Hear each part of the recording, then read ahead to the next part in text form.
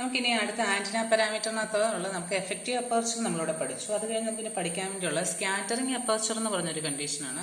Scattering aperture എന്ന് പറഞ്ഞൊരു ടേമിനകത്ത് പറയുന്നത് ratio of radiated or reradiated power to power density of an incident wave എന്നാണ് നമ്മൾ പറയുന്നത്. AS എന്നാണ് നമ്മൾ അതിനെ ഡിനോട്ട് ചെയ്യുന്നത്. അപ്പൊ നമ്മളത് എടുക്കാം.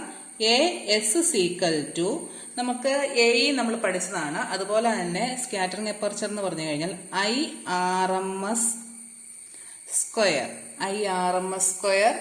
Into RR divided by P എന്ന് പറഞ്ഞാൽ പവർ ഡെൻസിറ്റി, അതായത് റേഡിയേറ്റഡ് പവർ എന്നാണ് ഇതിനർത്ഥം. Radiated power divided by P. നമ്മൾ W എന്ന് പഠിച്ചിട്ടില്ലേ? Wനകത്ത് റേഡിയേറ്റഡ് പവർ. നമ്മൾ എഫക്റ്റീവ് അപ്പർച്ചറിനകത്ത് നമ്മൾ R എന്ന് പറഞ്ഞു കഴിഞ്ഞാൽ നമ്മൾ പറഞ്ഞത് R+R എന്നുണ്ട്. അതിനാണ് RA എന്ന് പറഞ്ഞു കഴിഞ്ഞാൽ ആന്റിന റെസിസ്റ്റൻസ് ആയിട്ട് നമ്മളിവിടെ എടുത്തേക്കുന്നത്. ഇപ്പൊ ഇവിടെ വരുമ്പോഴത്തേക്ക് R മാത്രമാണ്, റേഡിയേറ്റഡ് മാത്രമാണ് എടുത്തേക്കുന്നത്. IRMS square RR divided by P എന്നാണ് നമ്മളിവിടെ എടുത്തേക്കുന്നത്. അപ്പൊ നമ്മളിവിടെ എടുക്കുമ്പോഴത്തേക്ക് ലോസ് അപ്പർച്ചറിന്റെ കേസ് എടുക്കുന്നില്ല, റേഡിയേറ്റഡ് പവർ മാത്രമാണ് നമ്മൾ എടുക്കുന്നത്. അപ്പൊ ഇവിടെ വേറൊരു അപ്പർച്ചർ ഉണ്ട്, ലോസ് അപ്പർച്ചർ എന്ന് പറഞ്ഞാൽ. അപ്പൊ ലോസ് അപ്പർച്ചർ എന്ന് പറഞ്ഞു കഴിയുമ്പോൾ നമുക്ക് ഇവിടുന്ന് AL എന്നാണ് എഴുതുക. AL എന്ന് പറഞ്ഞു കഴിയുമ്പോഴത്തേക്ക് നമുക്ക് എന്ത് വരും?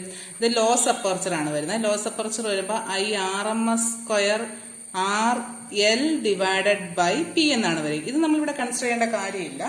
ഇവിടെ നമ്മൾ ജസ്റ്റ് പറഞ്ഞതേ ഉള്ളൂ. ലോസ് അപ്പർച്ചർ എന്ന് പറഞ്ഞാൽ IRMS square divide by RL എന്ന് പറഞ്ഞ് നമ്മളിവിടെ എടുക്കുന്നത്. ഇവിടെ ഇപ്പൊ ഉള്ളത് AS ആണ് പറയുന്നത്. AS എന്നാണ് പറഞ്ഞേക്കുന്നത്. എന്ത് വരും? IRMS square R divided by P എന്നാണ് പറഞ്ഞേക്കുന്നത്. ഇത് റേഡിയേഷൻ ആണ്, അതായത് റേഡിയേറ്റഡ് പവറിന്റെയാണ് നമ്മൾ എടുക്കുക. ഇനി നമ്മൾ എടുക്കുന്നത് എന്നാന്ന് ചോദിച്ചു കഴിഞ്ഞാൽ നമ്മൾ നേരത്തെ പോലെ തന്നെ എഫക്റ്റീവ് അപ്പർച്ചറിന്റെ കേസിൽ പറഞ്ഞതുപോലെ തന്നെ നമ്മളിവിടെ എടുക്കുന്നത് മാക്സിമം പവർ ട്രാൻസ്ഫർ എനർജിയുടെ മാക്സിമം പവർ ട്രാൻസ്ഫർ തിയറം അനുസരിച്ച് നമുക്കിവിടെ വരുമ്പോഴത്തേക്ക് നേരത്തെ പറഞ്ഞു XL -XA ആയിട്ട് വരും. RL എന്ന് പറയുന്നത് RA അല്ലെങ്കിൽ RR ആയിട്ട് നമ്മളിവിടെ എടുക്കും. RL 0 ആയിട്ട് പോകും. അതായത് RL RA ആന്റിന റെസിസ്റ്റൻസ് നമ്മൾ പറഞ്ഞു. ആന്റിന റെസിസ്റ്റൻസ് എന്ന് പറഞ്ഞു കഴിഞ്ഞാൽ RR+RL ആണ്. അവിടുത്തെ ലോസ് എന്ന് പറയുന്നത് 0 ആയിട്ട്, വിത്തൗട്ട് ലോസ് ആന്റിനയാണ് നമ്മൾ എടുക്കുന്നത്. ലോസ് 0 ആയിട്ട് പോകുമ്പോൾ RL RR. ആ കണ്ടീഷൻസ് എല്ലാം നമ്മൾ അപ്ലൈ ചെയ്ത് ഇത് ഓൾറെഡി തന്നെ നമ്മൾ എഫക്റ്റീവ് അപ്പർച്ചർ എന്ന് പറഞ്ഞ ക്ലാസ്സിനകത്ത് ഇത് എടുത്തിട്ടുണ്ട്. അതാണ് ഇവിടെ ഞാൻ റിപ്പീറ്റ് ചെയ്യാത്തത്. അപ്പൊ RL അപ്പൊ നമുക്കിവിടെ വരുമ്പോഴത്തേക്ക് R ലോഡ് RR എന്ന് പറയും. ആ ഒരു കണ്ടീഷൻ വരുമ്പോൾ, അതായത് maximum transfer energy, maximum power transfer energy അനുസരിച്ച് മാക്സിമം സ്കാറ്ററിംഗ് അപ്പർച്ചർ എന്ന് പറയുന്നത് AS മാക്സിമം എന്ന് പറയുന്നത് എന്തിനു ഈക്വൽ ആയിരിക്കും? എഫക്റ്റീവ് അപ്പർച്ചറിന്റെ മാക്സിമത്തിനോട് ഈക്വൽ ആയിട്ടായിരിക്കും വരുന്നത്. അതായത് AEയും ASഉം ഇവിടെ ഈക്വൽ ആയിട്ടായിരിക്കും നമ്മൾ എടുക്കുക. A is equal to AS. ഏത് കണ്ടീഷൻ വരുമ്പോഴാണ്? മാക്സിമം പവർ ട്രാൻസ്ഫർ എനർജി വരുമ്പോഴത്തേക്കാണ്. അപ്പൊ ഇത് ചെയ്യുമ്പോഴത്തേക്ക് നമുക്കിവിടെ ഒരു സ്കാറ്ററിംഗ് റേഷ്യോ എന്ന് പറയുന്ന ഒരു ടേം നമുക്കിവിടെ പഠിക്കണം. സ്കാറ്ററിംഗ് റേഷ്യോ എന്ന് പറഞ്ഞാൽ നമ്മൾ ഡിനോട്ട് ചെയ്യുന്നത് ബീറ്റ വെച്ചിട്ടാണ്. നമ്മൾ എഫക്റ്റീവ് അപ്പർച്ചറിനകത്ത് എഫക്റ്റീവ്നെസ് റേഷ്യോ ആൽഫ വെച്ച് നമ്മൾ ഡിനോട്ട് ചെയ്തു. ഇത് സ്കാറ്ററിംഗ് റേഷ്യോ ബീറ്റ എന്ന് പറഞ്ഞു കഴിഞ്ഞാൽ beta is equal to ratio of scattering aperture divided by effective aperture, അതായത് AS ഡിവൈഡഡ് ബൈ AE എന്ന് പറയും. ഈ ബീറ്റയുടെ വാല്യൂ സാധാരണ രീതിയിൽ നമ്മൾ എടുക്കുന്നത് value of beta lies between എന്ത് വരും?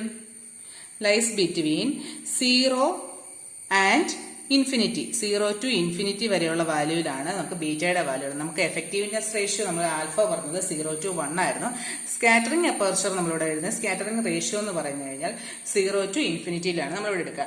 ഇനി അതേപോലെ തന്നെ നമ്മളിപ്പം 2 അപ്പർച്ചർ പഠിച്ചു. എഫക്റ്റീവ് അപ്പർച്ചറും പഠിച്ചു, സ്കാറ്ററിംഗ് അപ്പർച്ചറും പഠിച്ചു. ഇനി നമുക്ക് അടുത്ത് പഠിക്കാൻ വേണ്ടിയുള്ള ഒരു വേറൊരു അപ്പർച്ചർ എന്ന് പറഞ്ഞു കഴിഞ്ഞാൽ കളക്ടിങ് അപ്പർച്ചർ എന്നാണ് പറയുന്നത്. അപ്പൊ കളക്ടിങ് അപ്പർച്ചർ എന്നുള്ള പേര് പോലെ തന്നെ കളക്ടിങ് ആയിരിക്കും, അതായത് കളക്റ്റീവ് ആയിരിക്കും. എല്ലാം കൂടെ ഒരുമിച്ചായിരിക്കും നമ്മളിത് ചെയ്യുന്നത്.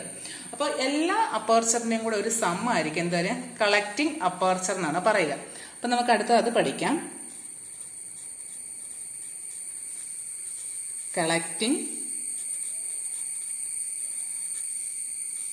അപ്പർച്ചർ നമ്മൾ ഡിനോട്ട് ചെയ്യുന്നത് C എന്ന് പറഞ്ഞിട്ടായിരിക്കും കളക്ടിങ് അപ്പർച്ചറിനെ നമുക്ക് ഡിനോട്ട് ചെയ്യാൻ വേണ്ടി പോകുന്നത്. അപ്പം കളക്ടിങ് അപ്പർച്ചർ എന്ന് പറഞ്ഞു കഴിഞ്ഞാൽ ആ പേര് പോലെ തന്നെയാണ്. കളക്ടിങ് അപ്പർച്ചർ എല്ലാത്തിന്റെയും കൂടെ. അപ്പൊ സം ഓഫ് ഏതൊക്കെ വരും? Sum of effective aperture,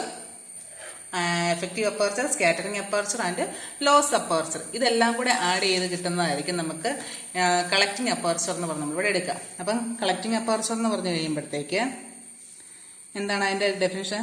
some of effective aperture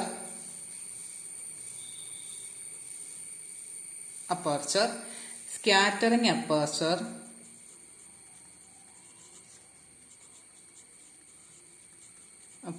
last one എന്ന് പറഞ്ഞാൽ ആൻഡ് ലോസ് അപ്പർച്ചർ.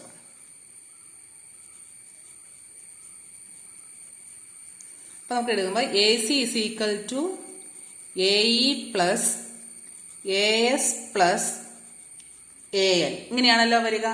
അതായത് നമുക്കിത് ഓരോന്നിന്റെയും നമ്മളിവിടെ എഴുതുമ്പോഴത്തേക്ക് കളക്ടിങ് അപ്പർച്ചർ എന്ന് പറഞ്ഞ് നമ്മളിവിടെ പഠിക്കുമ്പോഴത്തേക്ക് എഴുതുന്നതാണ് A L plus A S plus A C. അപ്പൊ ഇത് ഓരോന്നും എന്താന്ന് നമുക്കറിയാമല്ലോ.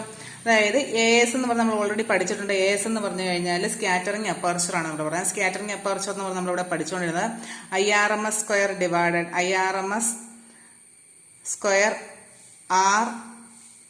R divided by P. അതുപോലെ തന്നെ എ ഇ എന്ന് പറഞ്ഞു കഴിഞ്ഞാൽ ഇത് എ സി ആണ്. എ ഇ എന്ന് പറഞ്ഞാൽ എഫക്റ്റീവ് അപ്പർച്ചർ ആണ് എ ഇ എന്ന് പറഞ്ഞ് നമ്മളിവിടെ പഠിക്കുന്നത്. എ ഇ എന്ന് പറയുമ്പോഴത്തേക്ക് IRMS square RL divided by P. അതുപോലെ തന്നെ A L loss aperture IRMS square R small letter L divided by P A. ഇത് ലോഡും ഇത് ലോസിന്റെയാണ് നമ്മളിവിടെ എഴുതുക. അപ്പൊ നമുക്ക് എ സി എന്ന് പറഞ്ഞ് നമ്മളിവിടെ എഴുതുമ്പോൾ ഇതെല്ലാം കൂടെ തമ്മിൽ ആഡ് ചെയ്തിട്ടാണ് നമ്മൾ എടുക്കുക. അപ്പൊ നമുക്ക് ഇക്വലന്റ് വോൾട്ടേജിന്റെ ടൈമിലാകുമ്പോൾ വി സ്ക്വയർ ആർ എൽ, ആദ്യത്തെ കേസ് ആകുമ്പോൾ എഫക്റ്റീവ് അല്ലേ, effective RL divided by P into എന്തൊക്കെയാണ് അതിന്റെ കൂടെ വരുന്നത്? RL plus RA the whole square plus XL plus XA the whole square. ഇതാണ് എ ഇ എന്ന് പറയുന്നത്.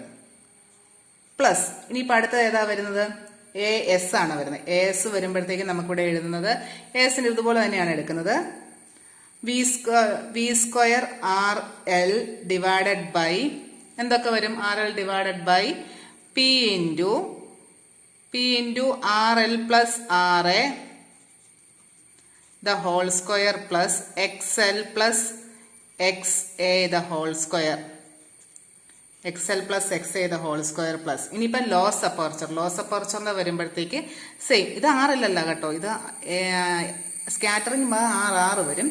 ഇതാകുമ്പോൾ വി സ്ക്വയർ RL വരും, small letter L divided by P into same സാധനം തന്നെ RL plus RA the whole square plus XL plus XA the whole square.